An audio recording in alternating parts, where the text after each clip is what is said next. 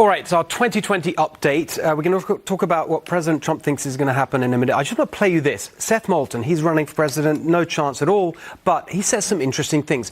Look at this week from Seth Moulton. Imagine how much worse the Postal Service would be if it didn't have to compete against FedEx and UPS. Yet that's what proponents of Medicare for All are advocating. They're saying that, no, we're going to push UPS and FedEx out of the market. You're going to have one choice if you want a mail package. It's going to be the U.S. Postal Service. What a better system we have, that we have some competition and consumers have choice. If we have it for sending packages, we should have it in healthcare as well. I mean, honestly, he makes a better case against Medicare for All than a lot of Republicans do. I haven't done him any favors by highlighting that, playing it tonight, but there you go. All right, as the race to the nomination heats up, someone with more than a little interest has already picked a winner. The president tweeted on Friday, looks to me like it's going to be sleepy, creepy Joe over crazy Bernie. Everyone else is fading fast. Is he right? Lisa?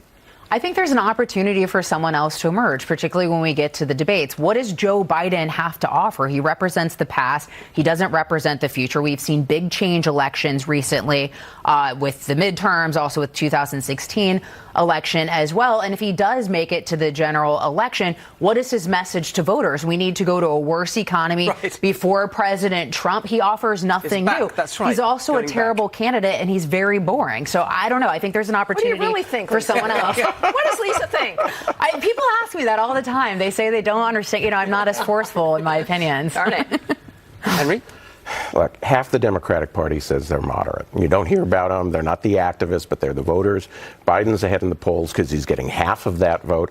I think it's either going to be Biden, or if Biden screws up, it's going to be somebody who is less liberal who takes over his supporters, like an Amy Klobuchar or a Michael Bennet. Who's going to get it?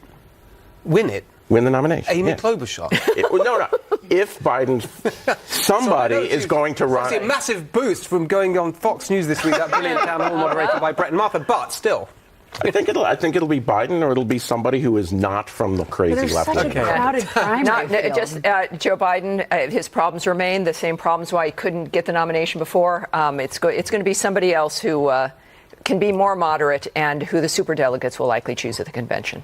So what about Bernie? Do you think you'll end up with Bernie? I just don't even know if it has to be someone who's more moderate. Like, we're talking about a really crowded primary field. The energy of the left is this more, progressive base. Joe Biden doesn't meet that. I just don't. I don't know. I think just one thing on that. Then it's interesting because you're saying that there's a distinction then between the people who vote in the primaries and these polls that we're seeing. The polls, are they of Democrat supporters or primary voters? Well, is that what's going on? Also. Well, look, it's a state-to-state basis, right? That's how you end up winning. So, let's look at the polls after some of these debates as we head into Iowa, we head into New Hampshire. Maybe things stay the same, or maybe they change. You give someone who's a lesser-known entity, because Joe Biden has such high name ID, you give someone who's a lesser-known entity the opportunity to introduce themselves to voters. Maybe they like it. What about Mayor Pete?